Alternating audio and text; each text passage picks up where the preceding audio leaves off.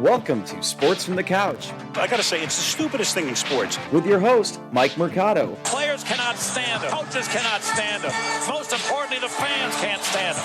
Brought to you by Mercado Airwaves. I'm gonna say it once, and hopefully I'm wrong, but it's a disaster waiting to happen. That is so bad, that is absolutely brutal. Hello and welcome in, friends, to another edition of Sports from the Couch here on Mercado Airwaves. I'm your host, Mike Mercado. I want to thank you so much for making us a part of your day.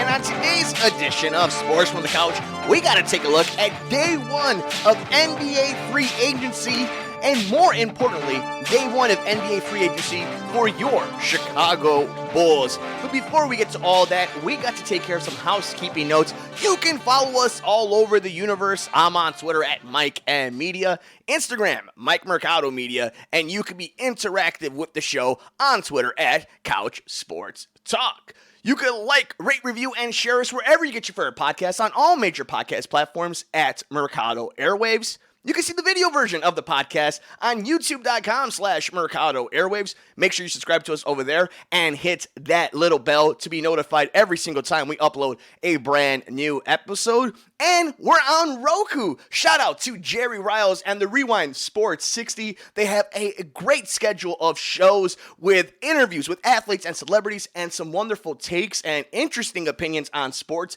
That's on Roku at the Rewind Sports 60. You can also check us out on Facebook.com/Mercado Airwaves. We do some live shows there, so you can be interactive with us with your hot takes over at Facebook.com/Mercado Airwaves. You can support us at Patreon.com/Mercado Airwaves. Become a producer of all the shows we do here on the network. And we have swag. You can support us that way. Rep Mercado Airwaves over at Teespring.com/Mercado Airwaves. And finally, keep up to date with all the podcasts released from the Good Brothers, from the Two Nerds of a Feather podcast, the Gone Missing podcast, and of course, Sports from the Couch by following us on Twitter at Mercado Airwaves.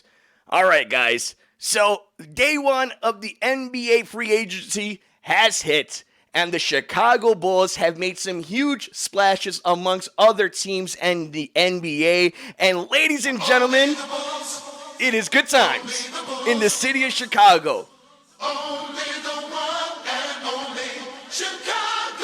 That is right. The Bulls land their point guard. The Bulls land a Laker legend as Lonzo Ball and the one and only Alex Caruso are now Chicago Bulls amongst local hero Dosunmu. It was a wonderful few days for the Chicago Bulls. Did it cost the soul of the Chicago Cubs? Who knows? But the Bulls are now having a brand new roster, guys. At the very least, the exciting news is the Bulls have a turnaround of a roster and things are changing over at Madison. And in all seriousness, we need to talk about what is going on with this Bulls team, with AK, with ME, and what they did this offseason, what they did with these moves. And I have some information. If you haven't heard about it, if you haven't really dug deep into it, if you're not too sure about these moves, I've gathered some information. We'll read it together and we'll kind of give our reaction to it. And what was a crazy, not just for the Bulls. I mean, obviously we're having fun because we're right here in the greatest city in the world, Chicago. But, you have Russell Westbrook going to the Lakers. You have all this stuff going on with Dame, whether he's going to go to the Knicks, if he's going to stay with Portland. There's a lot of stuff going on, so we're going to get into it. But right now, we know what's going on with the Bulls. We know that they have got their guys, that they have a certain mindset of what they want the roster to be. So I got some information for you guys and how this all broke down. So first, let's talk about the trade. The Chicago Bulls and point guard Lonzo Ball have agreed on a 4-year, $85 million deal as part of a signing trade agreement with the New Orleans Pelicans. Ball's agent Rich Paul told ESPN's Adrian Wojnarowski on Monday, the Bulls are sending Thomas Satoransky, Garrett Temple, and a second-round pick back to the Pelicans in the deal, sources told ESPN's Tom Bontemps. Temple is joining the Pelicans on a new 3-year, $15 million deal, sources told ESPN.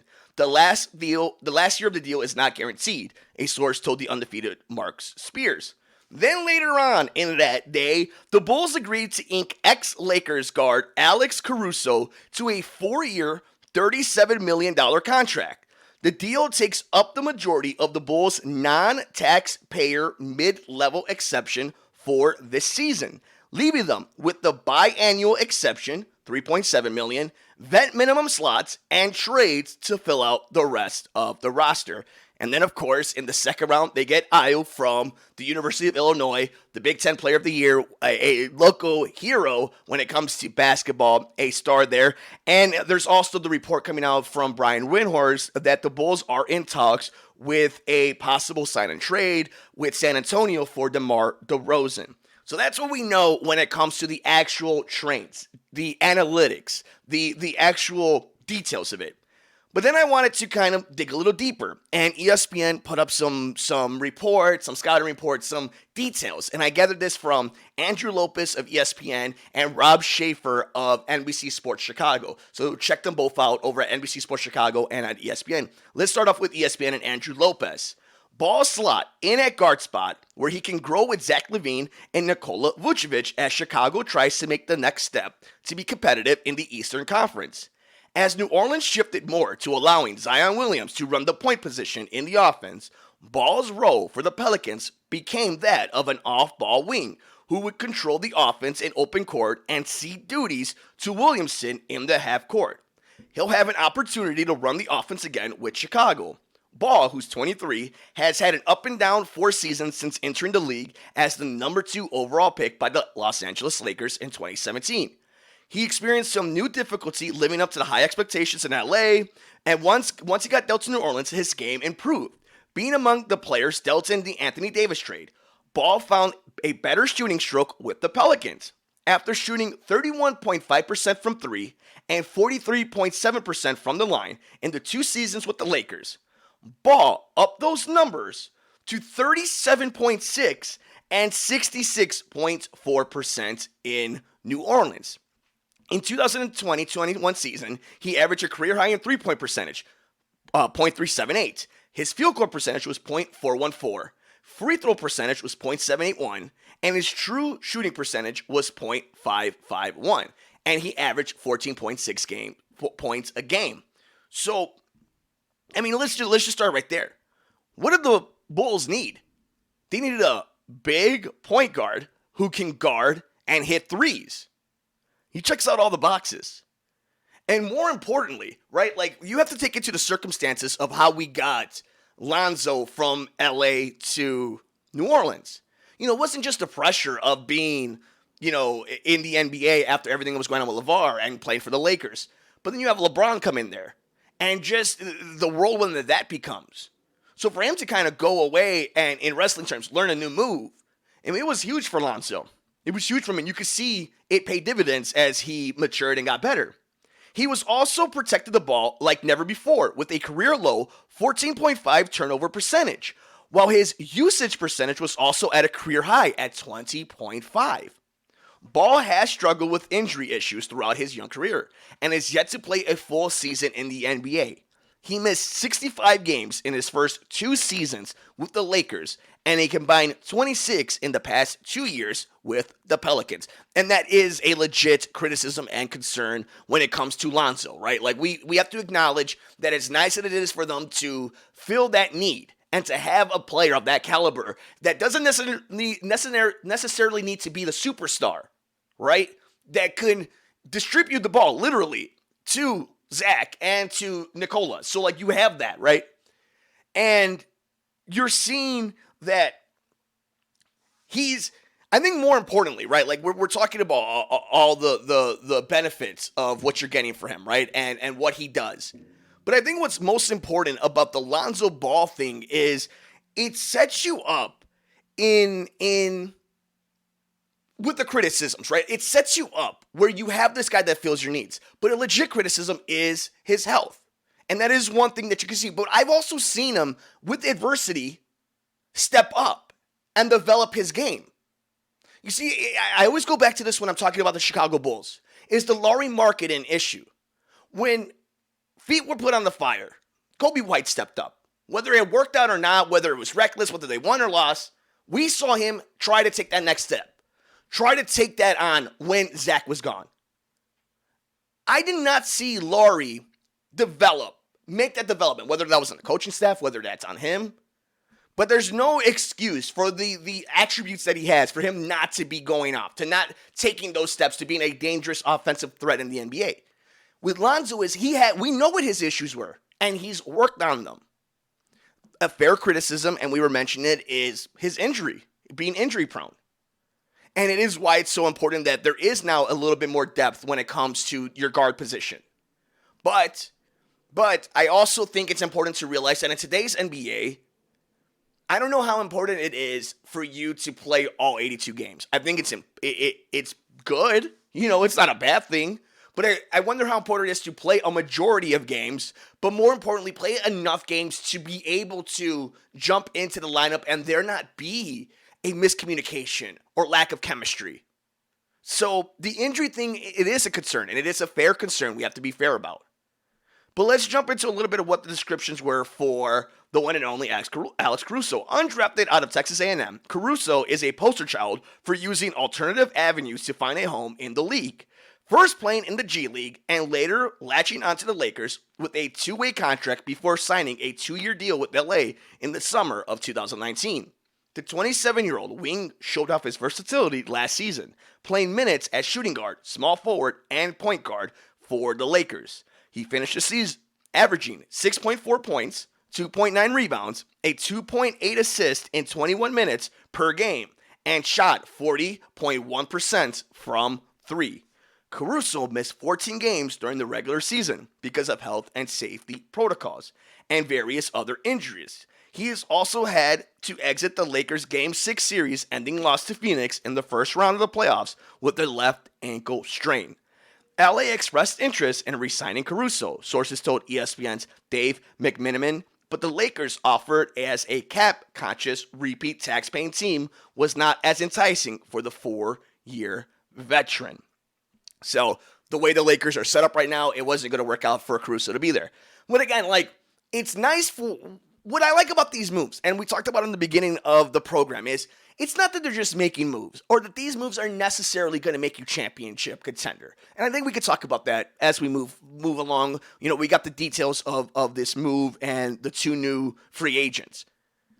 I think these moves are good for one reason. It's stability, it's depth, it's pros, it's different.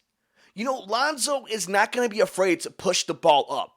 And you have somebody like LaVine, who's finally going to have a guard that's going to be able to get him the ball in the open court and to do some magic that we're finally going to be able to see, hopefully, if everybody stays healthy. These moves are nice moves because you're not asking them to be superstars. Lonzo came into the Lakers as the number 2 overall pick to lead that franchise, a tentpole franchise in the NBA to glory. That's a lot. It's a lot to ask. That's not happening here in Chicago. You have a veteran who's been an all-star, who's one of the top-tier guys in his position in Nikola Vucevic. You have a Olympian who's probably going to win a gold medal, who's a first-time all-star, looking to get that big max contract coming up in a year in Zach LaVine. Those are the guys. And then you have this young upstart draft pick that's just all this raw talent, and people are calling him Baby Kawhi and Patrick Williams. There are guys on this team that do have way more pressure than Lonzo. And I think that's going to be good for him because all he needs to do is do what he does. Play defense, get over and away and through that pick and roll on defense, hit an open 3, and find Zach LaVine when they're on a fast break and get the ball down to Vucevic. That's what he needs to do. Doesn't need to be special. Doesn't need to be Westbrook. Doesn't need to be anything. This is a big guard that they haven't had that in a long time. It's been something they've been missing.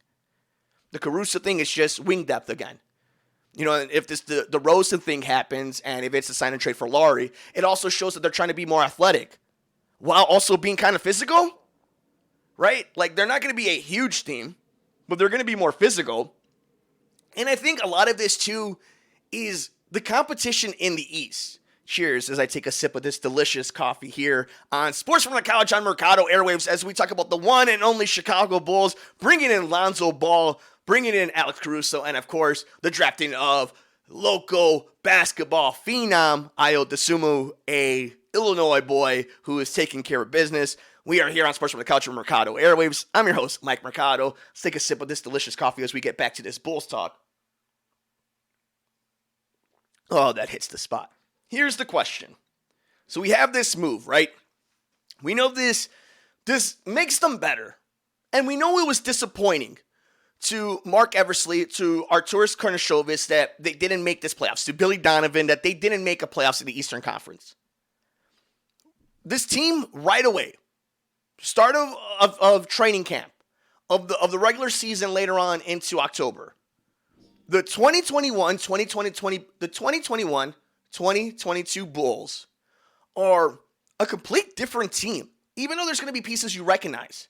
Philosophy, just on the philosophy of how you can actually play this Billy Donovan offense and defense, completely different. That's one thing. So we got something we got to look at now. We got a totally different vibe of this team. But then you start looking around the league. Okay, the defending and reigning NBA champion Milwaukee Bucks are not only in your conference, they're in your division. Okay, you're not better than them. The Brooklyn Nets, you're obviously not better than them. Whether or not these, and we'll get to it in a second, but I want to get it out as it's top of mind. Whether these windows for those teams like a Lakers or a Nets is 2 years, 3 years, 1 year, doesn't ever open, that's up to each and every one to believe how many miles these dudes have, luck, injury, whether there's a surprise team, that's all subjective. But it is a factor in whether you're talking about this year or next year.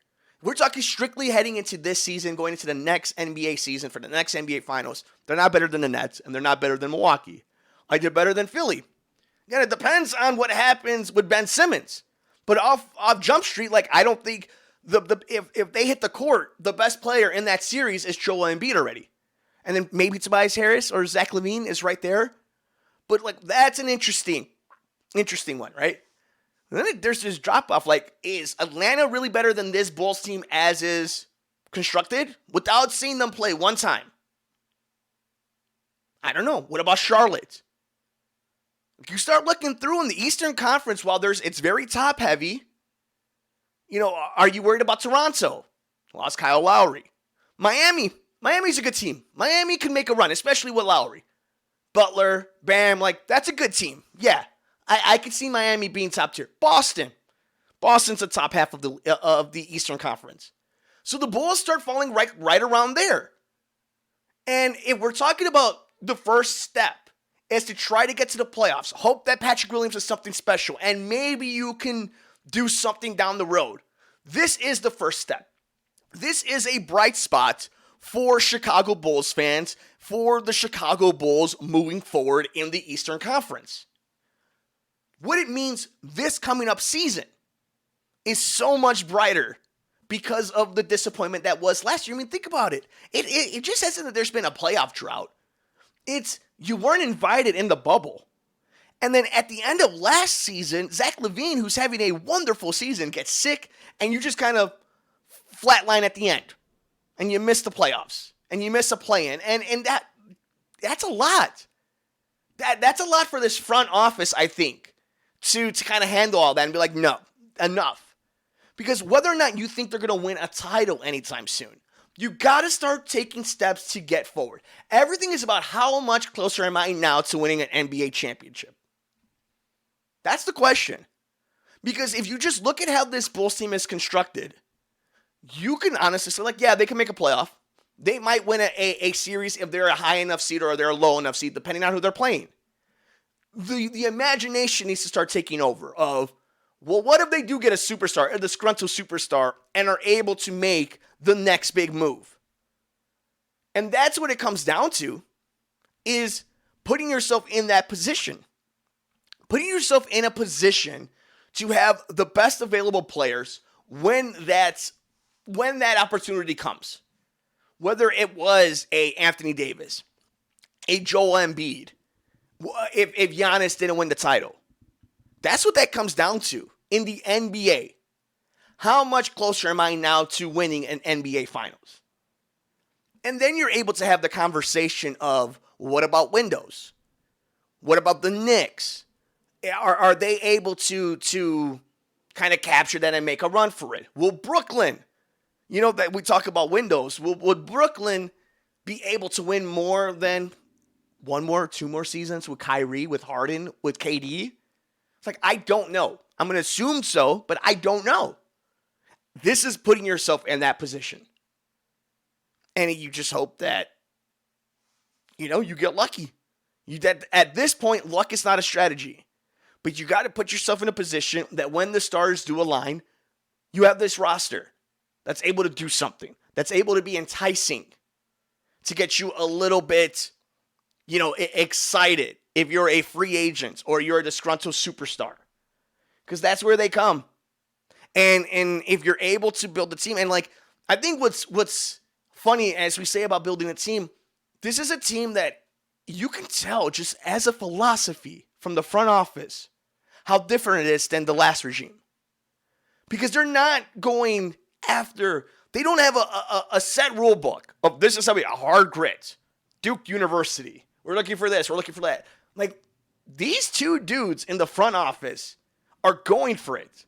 They're not afraid to make roster change. They're not afraid to have harsh criticism when it comes to scouting of a certain player, what they think on a certain player.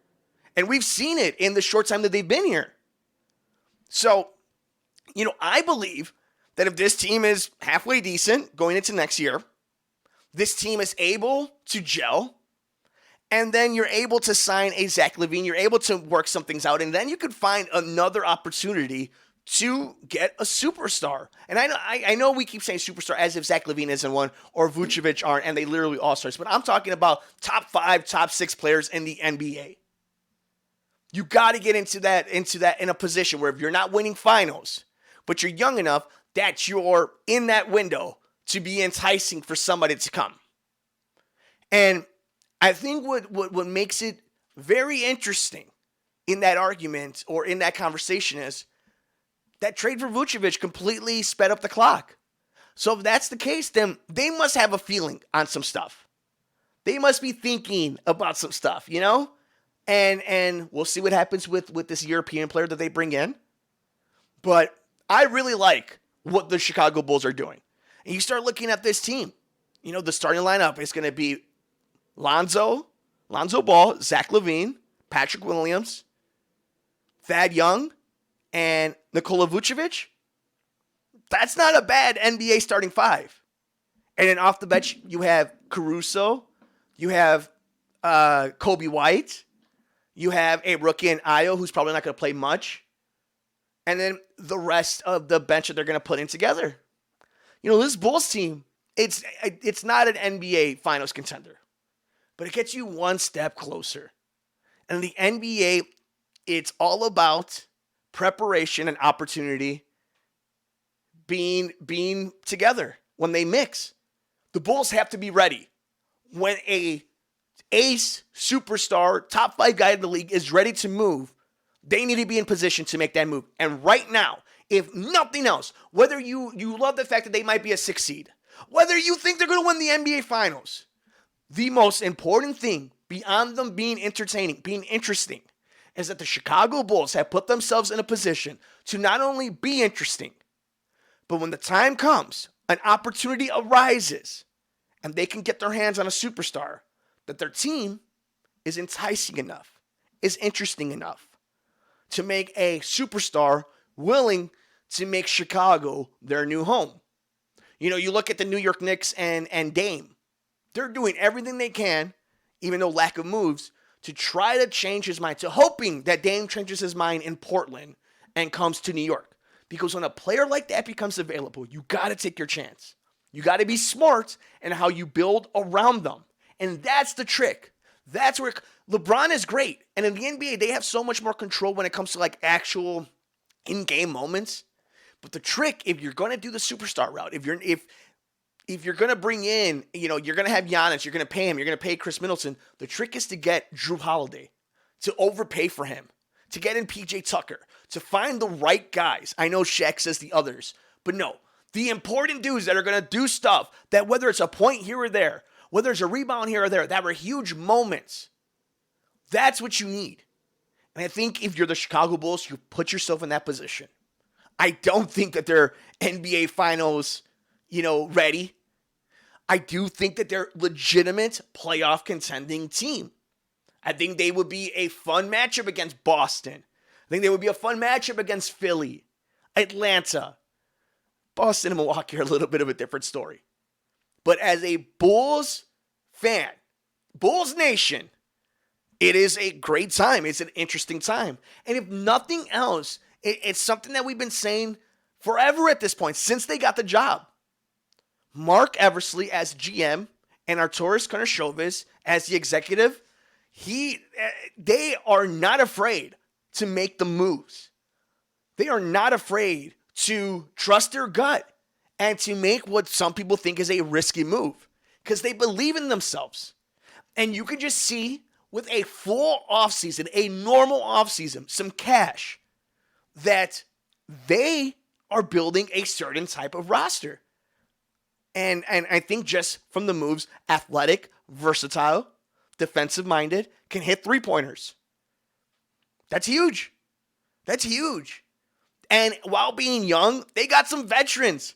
And it can't be understated how important it's going to be Zach coming back to the Chicago Bulls after this Olympics. We've seen him step up as the games have gone on in Japan. And that's something that type of experience for Zach LaVine is so priceless. He's playing amongst the best in a foreign game, foreign country, different teammates, and he's being thrown to the wolves, and he's responding. And that's the thing about Zach. And we could be excited about all these moves, but Zach and the max contract extension that are in talks.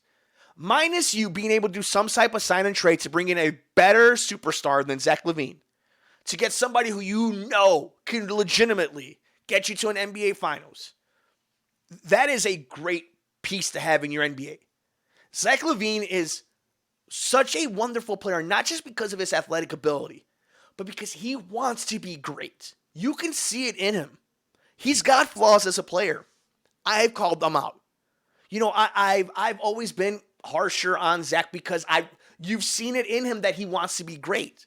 And it's frustrating. But this is the difference between somebody frustrating like a Zach LaVine compared to some other players we've talked about here on the show, specifically a guy who might get a sign and trade, is as frustrating as it is, it's frustrating because you want it to work for him. Not that you don't for the other guy, but you know how hard he works and how great he wants to be, how great you think he knows he can be.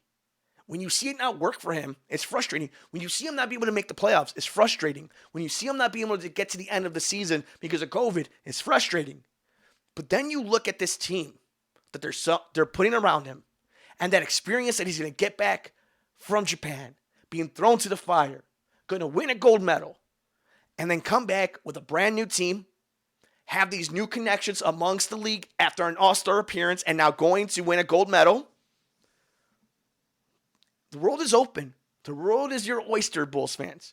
And Zach LaVine, whether you love the trade back when it happened or not, whether you think he is a top 15 player or not, you can't deny his development and the strides he's taken in this league. Now, whether or not, again, that leads to the number 7, whether that leads to that, I don't know. But I do like the trend, and I do like the spirit the league is building. That the Bulls, this culture that they're rebuilding. And, year by year, step by step, I'm loving this front office more and more. I'm loving the type of player they're going to. And I think as we start wrapping up this edition of Sports from the Couch here on Mercado Airwaves, I'm your host, Mike Mercado. Let me know your thoughts over on Twitter at Mike M Media, Instagram, Mike Mercado Media, and be interactive with the show on Twitter at Couch Sports Talk. Is the LeVar Ball thing, it's like, this is a grown man. Lonzo's a grown man. He's seen things. He's been through things in the NBA. He's earned his stripes. We know the dude belongs. So I don't want to hear any of this stuff about his dad. And quite frankly, as much of, his dad and Skip Bayless were a clown show just as reality television, the dude did raise 3 grown men to play in the NBA with no issues. One of them was Rookie of the Year. The other one just signed a huge deal to play in the Chicago Bulls, where Michael Jordan won 6 NBA champions, to be a team that people think can now be led to the playoffs because of his help. And another son who may not be a superstar in the league, but has played professional basketball, went to college, is going to have a nice career. Nah, those are winners. You don't have to like their personality. You don't have to like the way the shtick was done. Those are some winners, man. And now one of them is the Chicago Bull and Lonzo Ball. I want to know your thoughts. I think it was really fun to see Bulls fans excited. I mean, I saw this. Let me see if I can pull it up. I saw this GIF going around, or this picture going around. So for all those who are checking us out over at youtube.com/Mercado Airwaves, and of course on Roku at the Rewind Sports 60, you guys can check this out. Let me see if I can pull it up right here. There it is. Yes, I will bring it up just a little bit right there. And it is Idris Elba over in The Wire, and he's wearing a Bulls hat. And it is, I want you to put the word out there that we back up. Wonderful show, a wonderful meme. And that is right, the Chicago Bulls are back. Whether or not they're NBA Finals contenders, we'll find out as the years go on. But at the very least, it's exciting times. The kid from U of I is coming home to play for the Chicago Bulls. Alex Caruso goes from the LA Lakers to the Chicago Bulls. You talk about being able to continue on your legend. They're going to love you in this city, kid. And Lonzo Ball, a player that fits the mold of what the Chicago Bulls are looking for. I think it's great, and that is why I think you guys saw so many people so excited, and that is why we got funny gifs and memes like that of Striker, because it's an exciting time. And this is a basketball city. And this city loves the Chicago Bulls. And whether or not they win a championship, whether or not they are finals contenders, the fact that they are interesting, that they're playing good ball, interesting ball, and they look competent is all this city wants. Because if you build it, they will come. And I promise you, the Chicago Bulls are a legit threat in the Eastern Conference over the next few years as they continue on this rebuild through Mark Eversley and Arturas Karnisovas. The United Center will be a madhouse. But that'll do it for us on this edition of Sports from the Couch here on Mercado Airwaves. Let me know your thoughts on Lonzo Ball becoming a Chicago Bull, Dosunmu being drafted by the Chicago Bulls, and of course the legend himself, Alex Caruso, joining the greatest organization in the NBA over at the west side of Chicago, the Chicago Bulls. I'm all over the universe. I'm on Twitter at Mike M Media, Instagram, Mike Mercado Media. Be interactive with the show on Twitter at College Sports Talk. Check us out on youtube.com/Mercado Airwaves Network, the video version of the podcast, as well as Roku. Shout out to Jerry Riles and the Rewind Sports 60. That's Roku at the Rewind Sports 60. We're on all major podcast platforms. Give us a like, rate, review, and share us, please, over at Mercado Airwaves. Patreon.com/Mercado Airwaves if you'd like to support us, become a producer of the network. Check out our swag over at teespring.com/Mercado Airwaves. And if you would like to keep up to date with all the shows we're doing on the network, from the Pop Culture Show, The Good Brothers, from the podcast All About Life, the Two Nerds of a Feather podcast, our sister podcast, The Gone Missing Podcast, check us out over on Twitter at Mercado Airwaves. Enjoy all the games. Take care of yourself. Take care of each other. We will see you next time here on Sports from the Couch on the Mercado Airwaves Network. I'm Mike Mercado.